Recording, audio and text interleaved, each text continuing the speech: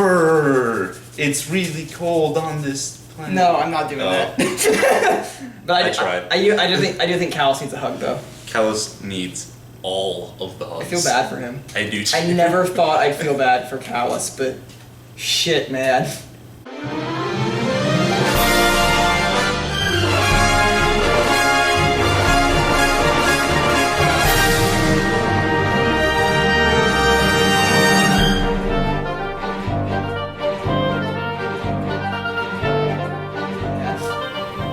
That ending was sad. The last 5 seconds just made the episode. I was like, oh my heart! Oh my fucking heart! Hey guys, we're talking about Star Wars Rebels. This episode, the Honorable ones. honorable ones. I almost said the call, but I was That like, was- no, that's the whale one. Yeah, that's the fucking stupid ass. The honorable ones. Anyway, so this week, Zeb and Kallus get stranded on Geonosis. Which... No. They get stranded on a moon of Geonosis. Oh, whoops. I've goofed. You made a mistake. Oh, no. Jeez. No. Okay, anyway. They get stranded on a moon of Geonosis, and they basically have to work together to get off. And they do. Cool. So, what actually happens... No, like, there's a lot of stuff that happens. Like, Kallus gets injured, and they have to, work together. And... They are...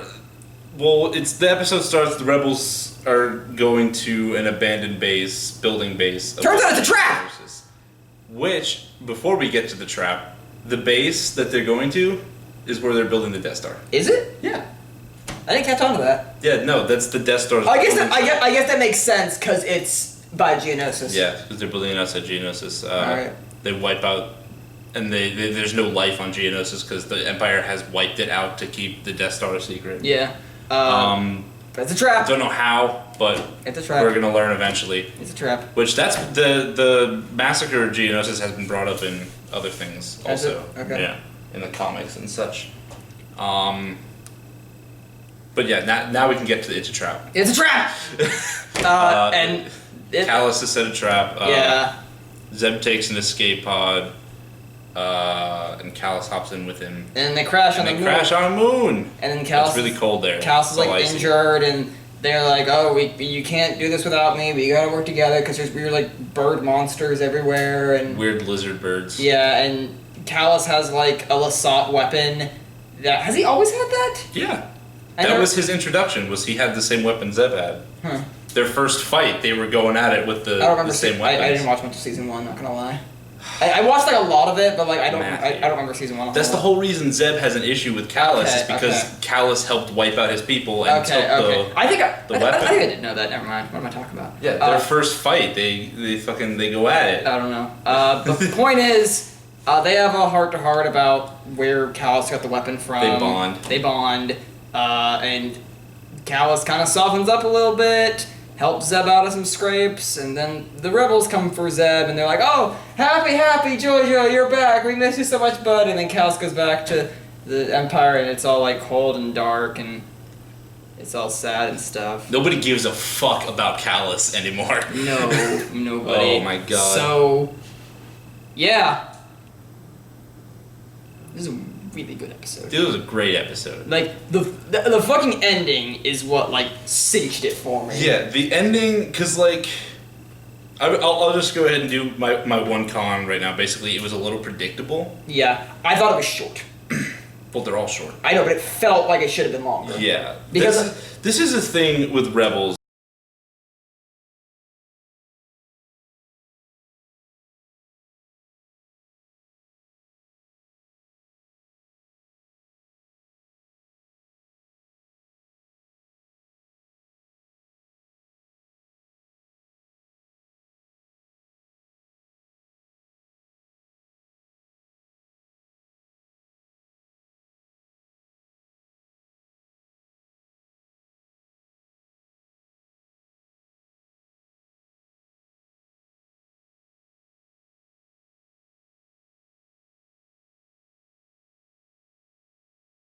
Normal and it's gonna be like it never happened, but no. No, this has lasting implications on the bad guy. Exactly. There's a drastic change, I think, in how the Empire looks at Kallus now. And Also, same how Kallus basically the Empire. he's on the Star Destroyer, and this guy just kind of like gives him the cold shoulder, basically, and just kind of like walks away, like very disrespectful and awful. Which is like a direct contrast to like the warm and open welcome that like Zeb got from his friends. Yeah. So it's looking like Zeb might be having second thoughts about the Empire. And Kallus is also having second thoughts about the Empire. Which, I mean, if Ezra goes evil, then the Rebels are going to need a replacement guy. Yeah. Kallus and his sideburns. But yeah, this was very character building. Yeah, it reminded me a lot of the episode of Agents of S.H.I.E.L.D. where Simmons gets trapped on Maveth. Yeah, but Simmons didn't have. Well, no, but like warred with her. No, but just the atmosphere and stuff like that, and like I don't know. It's because they're both blue. This one was icy though. So the other one was like hot or something. It was just blue. Yeah, it's very interesting to see them working together. And doing this. Because I'm kind of watching the episode and I'm like halfway through and I'm like, yeah, okay, so it's gonna look like he's gonna shoot Zeb at the end, but really he's gonna shoot the thing and help Zeb and whatever. It's just predictable. Then the ending happens and like it flips everything and I'm like, oh, I didn't see that this would actually have a shit. This wasn't just filler. This is gonna have some kind of lasting effect. Which is good because like we've had like a lot of filler episodes. Yeah, and we get more info on Kallus and what he exactly did to the Usopp people and what he was a part of and how they got that weapon. And he doesn't seem as much like a cold-hearted bad guy anymore. Like he does have kind of like and that's what I like about the extended canon that we have now with things like Lost Stars, the novel, and like the comics and now Rebels. Is that we, like, as evil as the Empire looks in, like, the movies and stuff, there are people in the Empire who legitimately think they're doing the right thing. And that's what I like whenever they do with this show, is that when they take the bad guys, but they show that not everyone who's working for them or are allied with them are exactly pure evil. Yeah, like, they're not all cold-hearted killers. They're people, and they think that they're doing the right thing. They're doing this because of one thing or another. Like Avatar did the same thing with like the Fire Nation. Like they had like a bunch of people from there who weren't entirely bad guys and stuff like that. And Zuko, and like when they go to like the Fire Nation village and like Aang and listen like the Footloose episode. The Footloose. Do you remember that? Where like they go to like the Fire Nation school and like dancing's not allowed. No, I swear to God. Do you not remember that one? It was like the last season. Like whatever. We're not talking about Avatar. I vaguely remember what you're talking about, but like I've never heard it put that way before. All right. Anyway, but yeah, this was a good episode of Rebels. Good character stuff. Good implications for the future.